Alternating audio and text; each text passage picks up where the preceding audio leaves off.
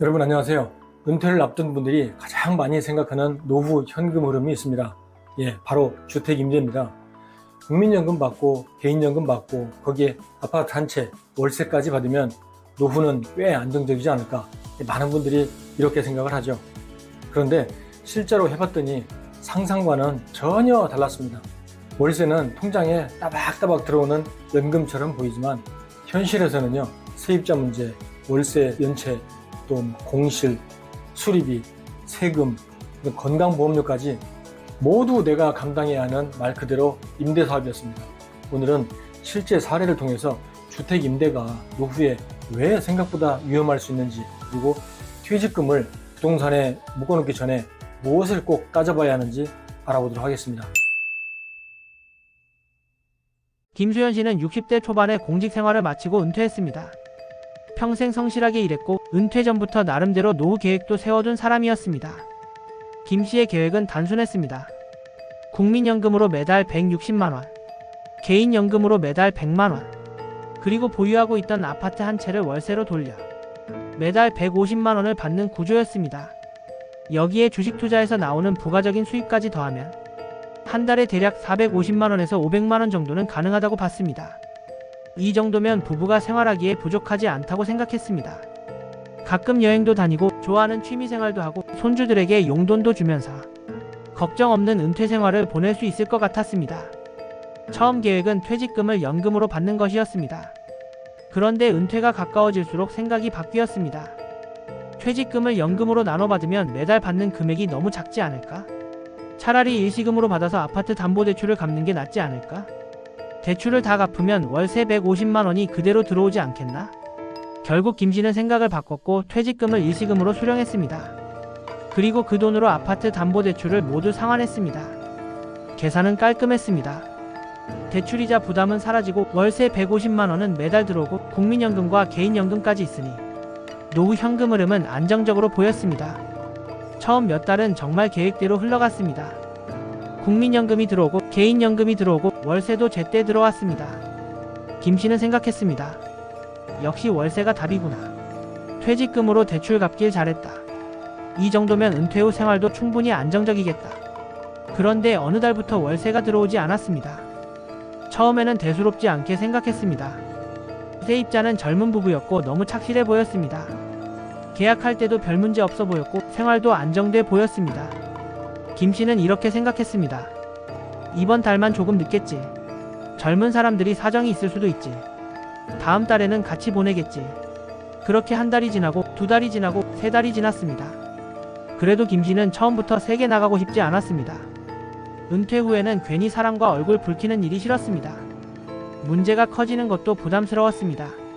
하지만 월세 150만원은 김 씨의 노후 현금 흐름에서 결코 작은 돈이 아니었습니다.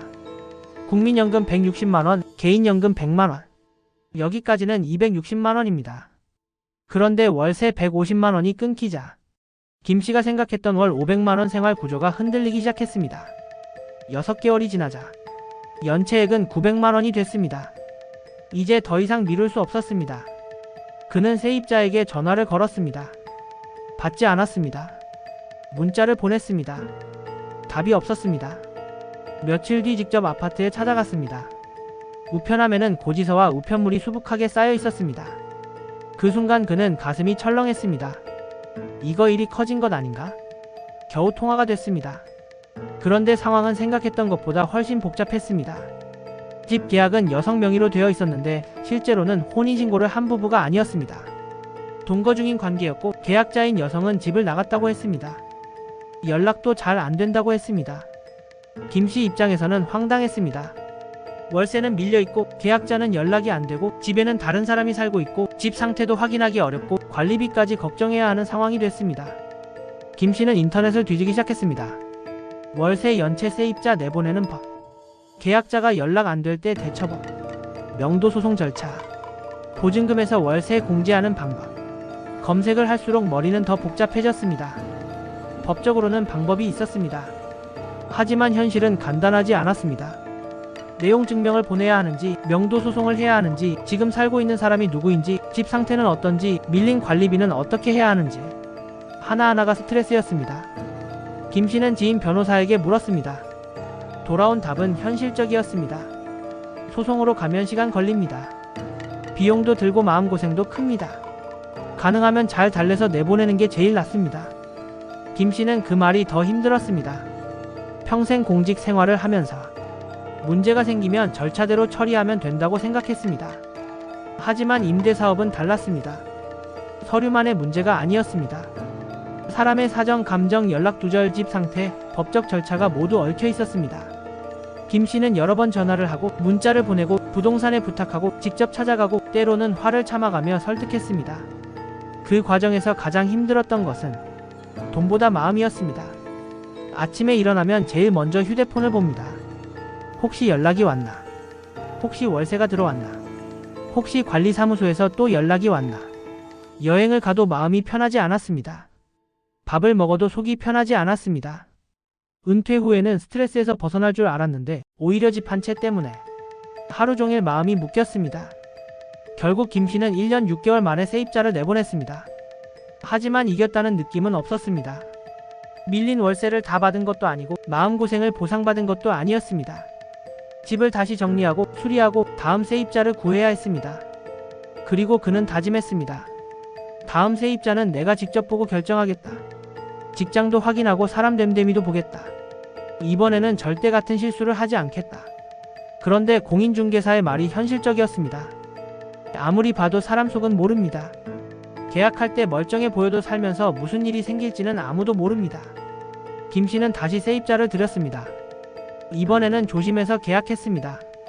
그런데 이번에는 몇 달 살지도 않고 세입자가 집을 빼달라고 했습니다. 또다시 부동산에 연락해야 했고 다시 집을 보여줘야 했고 공실기간을 걱정해야 했습니다. 그리고 새로운 세입자를 다시 구해야 했습니다. 그때 김 씨는 분명히 느꼈습니다. 나는 월세를 받는다고 생각했는데 실제로는 임대사업을 하고 있었구나. 나는 연금처럼 생각했는데 이건 사람을 관리하는 일이구나. 은퇴 후에 이런 갈등을 감당하는 게 생각보다 어렵구나. 젊을 때라면 버텼을지도 모릅니다. 직장에 다닐 때라면 뛰어다니며 해결했을지도 모릅니다. 하지만 은퇴 후에는 달랐습니다.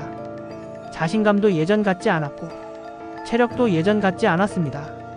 작은 분쟁도 며칠씩 마음을 짓눌렀습니다. 결국 고민 끝에 결론을 내렸고 월세 150만 원을 받기 위해 이 스트레스를 계속 안고 갈 수는 없다. 김 씨는 월세 수입을 포기하기로 했습니다. 그리고 임대하던 아파트를 결국 처분했습니다. 사례에서 우리가 봐야 할 핵심은 분명합니다. 월세는 숫자를 보면 안정된 소득처럼 보이지만 실제로는 별별 사람을 다 상대해야 하는 것이 현실이죠. 그래서 저는 김 씨 사례에서 이 점을 꼭 집어 말씀드리고 싶습니다. 첫째는요, 월세는 연금이 아니라 사업이라는 것입니다. 연금은 제도에서 나오는 돈이지만 월세는 세입자가 보내야 들어오는 돈이죠. 세입자 문제 하나로 현금 흐름이 완전히 흔들릴 수 있습니다. 둘째는요, 퇴직금을 부동산에 묶는 것은 신중해야 합니다.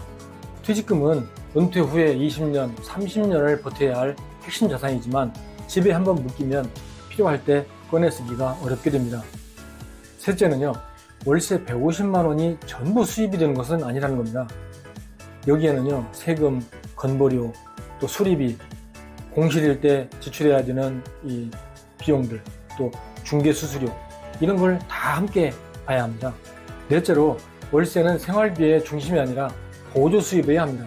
그래서 월세가 끊겨도 기본 생활은 유지가 되도록 재정관리 계획을 세밀하게 짜야 하는 거죠.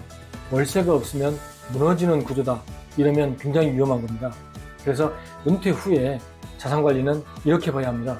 퇴직금은 먼저 IRP나 퇴직연금으로 연금화할 수 있는지 검토를 하고, 월세는 있으면 좋은 그런 보조 현금 흐름으로 두는 것이 제일 안전합니다.